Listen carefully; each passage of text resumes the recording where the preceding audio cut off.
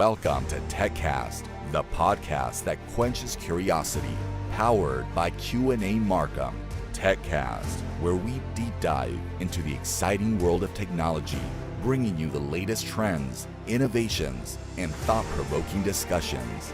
Join us on this exciting journey as we explore the boundless possibilities of technology. Hello everyone, my name is Swapna Subramani and I'm extremely excited to welcome you to the Women at Work series powered by Q&A Markham. I had announced this on Women's Day and I cannot wait for this to take off. Today we have a really interesting, fun-loving and vibrant personality to kick off our Women at Work series. It is the managing director of the Hive. You must have heard her before as the voice of the radio, and I'll let her introduce herself and you would definitely recall her voice and recall her presence as well. So very excited for this today. Welcome for this Malavika, and thank you for being here today. Thank you for having me. Thank you. And it's our pleasure to have you as part of the Women at Work series. Thank you for having me. We are really hoping that this series of podcasts is like inspiring, eye-opening. We want to understand the challenges, the opportunities that women have today, and really kind of be setting the stage for the young women to look up and be like, we can do it as well, kind of a series. So really excited to host this as well, and I look forward to all the different women I'm going to get to meet, and great to have you start off I'm excited our journey. I'm excited for you, and thank you for having me to kick it off. Thank you. So I just wanted to understand, Malavika, you've kind of transitioned. I recall you as the voice of the radio, and I think at that time, many years ago, 101.6 was the main, City 101.6 was the main channel, and everybody would tune in and recognize that voice. And then you made a big departure from that to the Hive, and my son goes to the Hive as well. So that's the best news I can hear. So just tell us a little bit about your journey, how you started, and how you have ended where you are, and was it a deliberate attempt to be there, or it kind of you just stumbled upon it? Just give us a little bit. Okay, so I stumbled into radio and I stumbled out of radio. Okay. I stumbled into radio because in 2006 I was still in college, and I was set my mind to becoming an economist. I'm a big fan of economics. I love maths and statistics. I'm an absolute nerd. I got a rank in my final year degree in economics. So I was one of those kids who spent my spare time making graphs. And then I applied to an MBA school and I didn't get in. Okay. And I'd only applied to one, and it was an MBA school in Hyderabad, and I didn't get in. And I said, ISB, yeah. Okay. And I was like, you know what, I'm going to dump economics before economics dumps me. And that was my attitude. But no, simultaneously radio was happening, and I'd always been doing theatre as a kid. Okay. So theatre sort of lent itself to radio. When radio licensing came out and they were looking for presenters, where else would you look? You'd look at people who can do improv and who can hold a stage and who can make a conversation and make their voices useful on the airwaves. And so they looked at radio, and that's how I got into radio. And then radio was my main sort of bread and butter for 12 years. So I came to Dubai in 2008. And my last show was on the 31st of March 2020 So that's quite a exactly long time. 12 years, of which I spent about 10 and a half of those years on The Breakfast Show on City 1016. And it was a big network. It still continues to be a massive network, and it's got a massive reach, and they speak to literally millions of people every single day.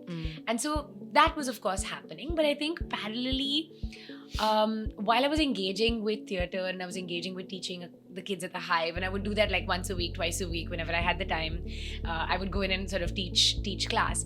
But there was a part of me that felt like, you know what, I think I'm done. It's not that it's not exciting. Honestly, radio is one of the best jobs you can have, just because it's good money, you're famous, you always get positive feedback. The stress is very different of being a performer. But having said that, I just felt like there was only so many times I could be honestly excited about Salman Khan movies. So I just had to find something that was more exciting. I remember distinctly being on stage at one of those massive Global Village gigs, where there are like 100,000 people or something in the audience, and thinking to myself, damn, I missed class today. I wonder what my senior kids are up to. Did they learn their lines? And I knew that when I was sort of cheating on the job in that way, when I was like mentally in another place while I was doing the biggest gig, that there is a gap. I knew I was in love with something else now. And I just, I was able to sort of buy over the business in 2019 and then make the transition in 2020. Nice. So I took a little bit of time to sort of steady the boat, make sure that it was in a good place financially, that I was able to, move all of my efforts without compromising anything and anyone who was dependent on me. And then I think that was a very crucial year for me, 2019. And then 2020 I made the switch. Nice. And I asked radio whether I could step out. And they graciously said, okay, I guess you found love. So go on. And then it's been Hive ever since. And we've grown. When I took over the company, we were at 160, 170 kids. But today we're at 1,000 students just at the Hive. Wow. And that's not including all of the schools that we work at and all of the other sort of additional workshops and everything. Yeah. Right. Amazing. So it's awesome. Yeah. And Om is one of our kids. So. Yes. Yes. Yeah. Proudly so. So, I mean, it's a very interesting journey, right? Like where, like you said, you stumbled into radio, you stumbled out of radio, and then now you're taking on, doing a very, I would say, a more serious role, because as a managing director, you're building an organization up and so on. Is there like a particular mental switch you had to make, because now you're taking over a business, and were there any specific skills that you consciously worked on, saying that okay, now I'm moving from a entertainment to managing a business? I mean, irrespective of what the business is doing, you're still managing a business, right? You have your capital expenses, you have operations, you need to do people management. So were there any particular skills that you felt that you had to learn to kind of take this on? Everything. I think the things that radio did teach me is, number one, I think I'm a good marketing person. I think I can tell a good story. Correct. I think I understand the core of what an audience is looking for, and I'm able to have that audience awareness, which means that when I meet a new person, I gauge very quickly what their need is, and I'm able to weave the story that they need to hear, and that doesn't mean I'm lying in any way, but it's a very particular a storyteller. It's a very particular sort of storytelling nerve that I've built and trained over the years. That's number one. Number two is, I think I'm a creative person, and that is something that radio encouraged. And I think fundamentally, if you want to be an entrepreneur, you've got to be a creative person, because you've constantly got to create avenues and innovate. Because wherever you are at, you've got to create a pathway for the next year. You've got to create a pathway for the next 10 years. So in effect, entrepreneurship is really a creative exercise. Correct. It's about understanding how you can creatively move pieces of the puzzle around and make a way forward. The things that I did not realize was so difficult is, number one, just the daily drills of the business. I still hate looking at Excel sheets. I don't want to sit down with my numbers. I don't want to sit and calculate our profits and our revenue and our this and that. I mean, I had to understand things like as simple as VAT. You won't believe it, Sapna, I'd never used an Excel sheet until 2020. Right. Because I'm a radio presenter. We don't do Excel. We talk. You make the Excel. You sell the work. We'll just show up and talk, right? So I didn't know how to add 2 columns on Excel. I had to YouTube this and learn it for myself. I certainly did not know how a business is valued and what is a good amount of... I know what a good amount of money is to pay for an outfit for a red carpet.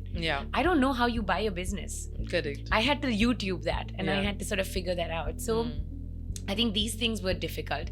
People management, yes, was difficult, but I think, again, the emotional intelligence that one learns in drama is actually where you play it out. The people management, understanding that someone is, what someone needs, where they're coming from, what's their story, what is the motivation behind the line that they're saying to you right now, is very much of a drama exercise.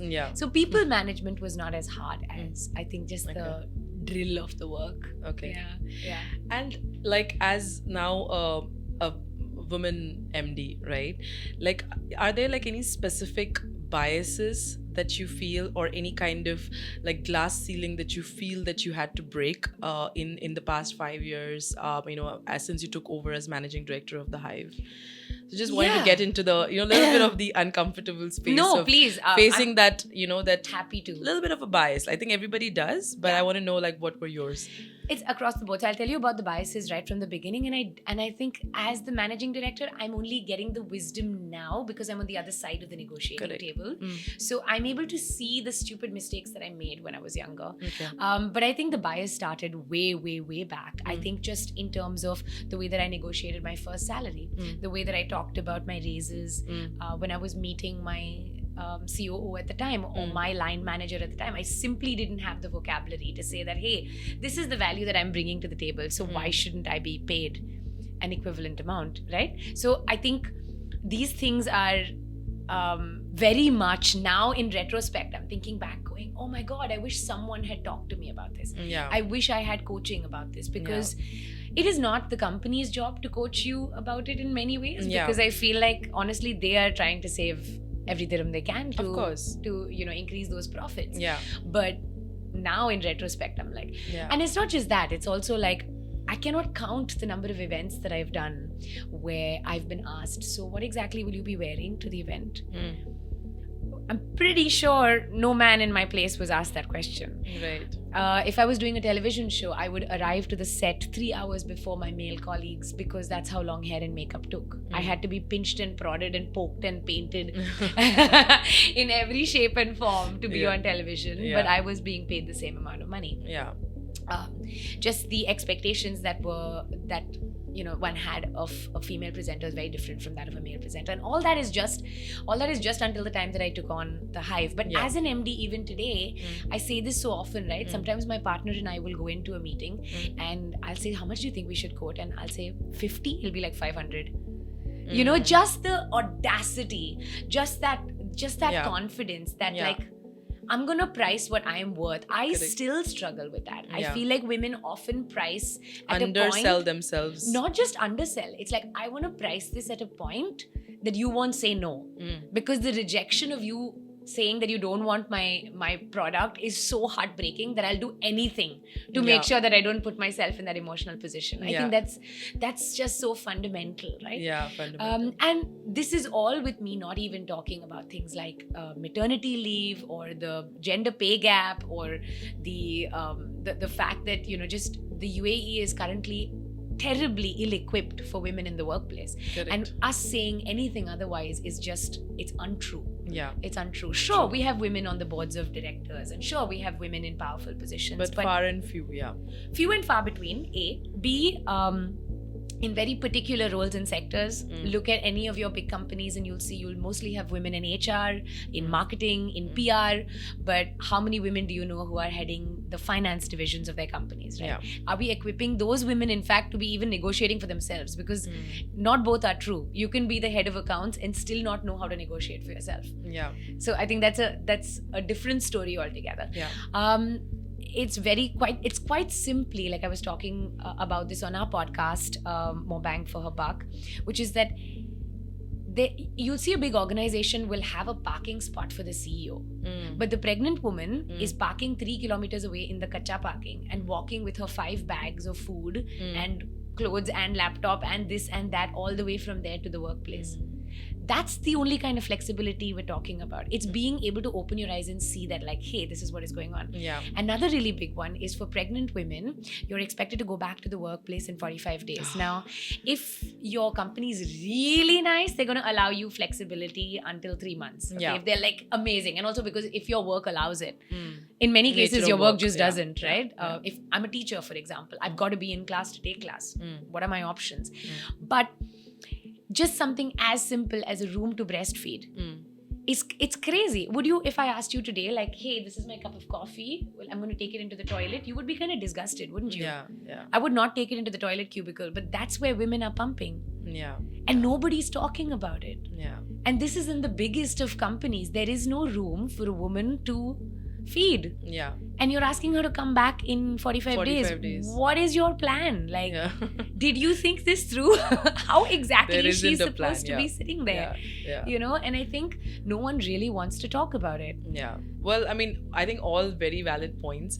But one thing that was, coming to mind when you were saying this is like, like nobody talked to you about it, or nobody coached you or how to negotiate for yourself, or to say that, or even negotiate a respectable time after giving birth, right? Yeah. So who should be teaching these things to women? What is the institution? Like, it's not learned at university or school. We all graduate from the same universities, apply to the same jobs on LinkedIn, and go for all these interviews.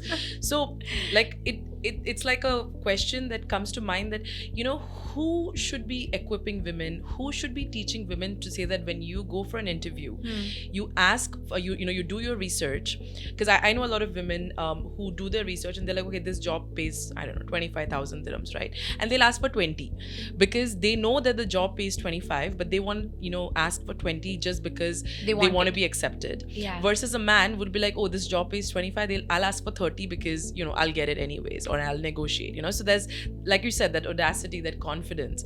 So who should be the ones teaching women, young women, this kind of confidence? Like, should it be the Hive? The Hive should be teaching. No, I think it starts there. Yeah. Right? I think it starts there. I think it starts in nipping it in the bud in the classroom when you're watching the kids. I think it starts there. It's equipping them. A lot of times I've thought to myself, why didn't I ask? I mean, I'm a very empowered woman from a very matriarchal home. I had the best education. I had access to the Oprah Winfrey shows, if that's the measure of anything, right? Yeah. So why didn't I ask? It's because I feel I didn't have anyone in my immediate circle who was coaching me with the vocabulary. And I think sometimes just having these conversations around young girls kind of teaches them that it's okay to ask, or it's okay to, or you must ask, not just that it's okay, you must, you must, right? And also opening their eyes to the fact that this is a gender-based conversation. It is not, come on, everybody's equal, like what are you guys fussing about? It's not equal. It's not. Let's not scam anyone. It's not equal. Right? So I think that's far one. From. And I think the boys need to be taught that as well. I think we need to be nipping that in the bud as well. The third is, I think, at college and university level, rather than us just giving you subject matter expertise, which is fantastic, we also need to give you the skills to actually use this in workplaces, like actually start practicing this. Of course. But most importantly, I think it's mentorship.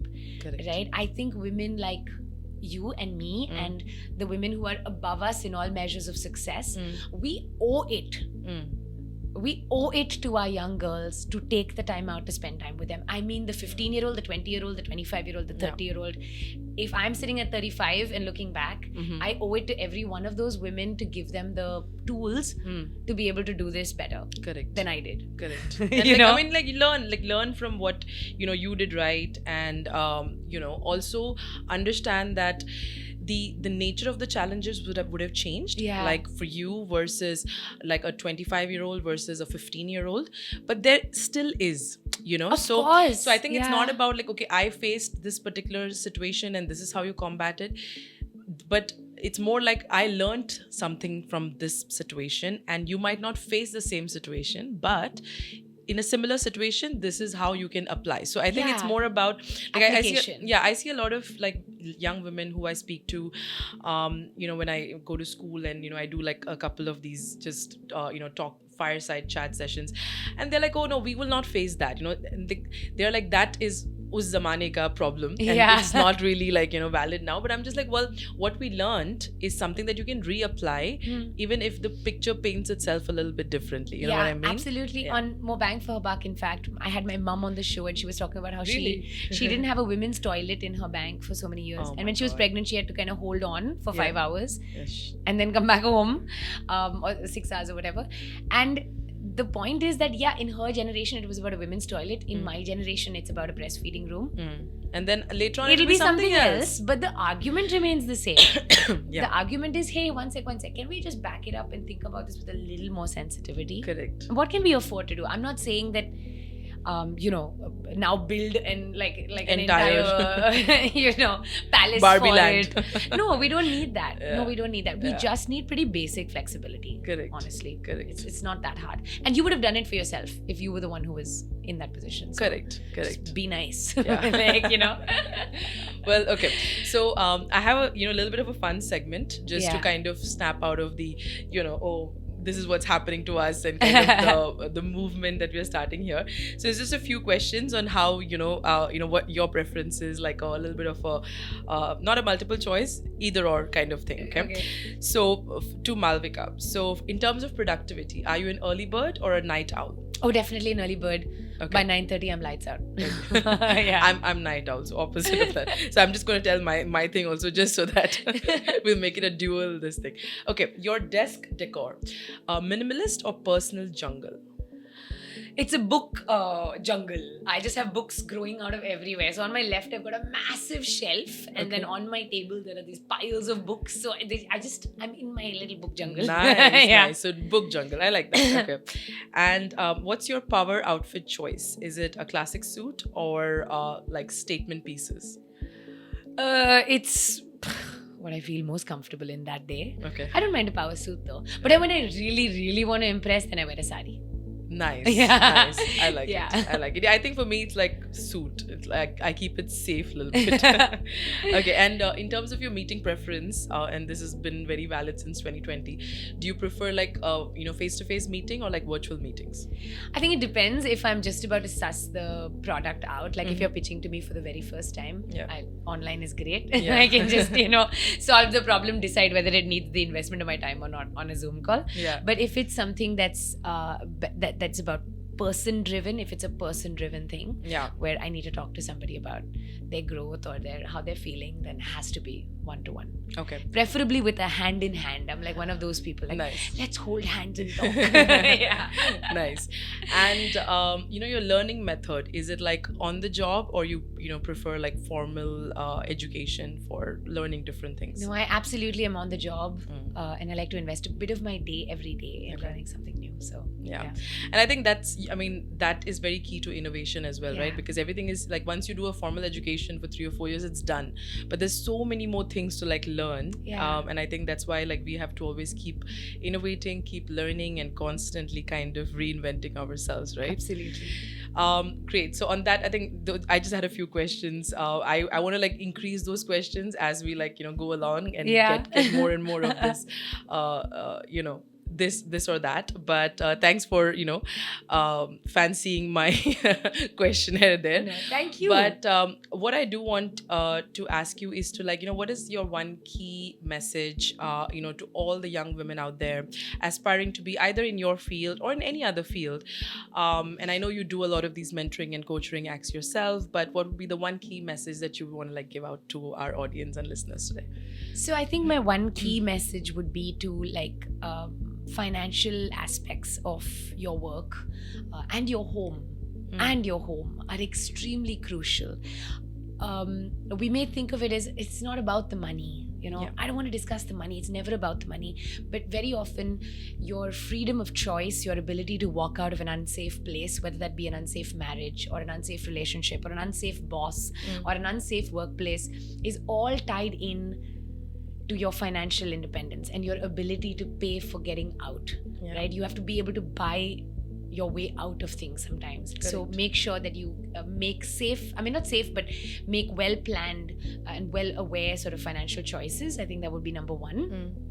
And number two is kind of keep your ear to the ground and always listen, because listening, I find so often that you have kids going to like these fantastic schools and great universities, but they're not really listening. So they're paying 200,000 dirhams worth of fees, but they're only listening to 10% of that. So you only got 20,000 dirhams of that value, right? So I think use, like be hungry for knowledge, like just soak it up wherever you go, and listen more than you speak. I think that's a big one. Okay. Yeah, and that's coming from someone who speaks a lot. So. Well, you speak a lot because I'm sure you also listen and kind of, give it back. So great. Thank you so much, Malavika. It was an absolute pleasure having you here at our studios today. Thank you. I think, this is a great start to what we're trying to achieve here. And this is just one of it, right? Like I know you have your bang for her buck as well. And I see a lot of more podcasts, and I think more the better, because every kind of bit of information or dialogue or discussion is going to hit some ears and make some difference. Absolutely. And that's the goal. goals. So we have to start If we can change somewhere. one mind, One it's mind. worth it. Yeah. If we can change one mind. Yeah, great. Thank you so much. Thank you. Appreciate your time here today. Thank you everyone for tuning in, and I hope that was great. I enjoyed it, and there's more coming up. So please stay tuned to Women at Work series. Thank you.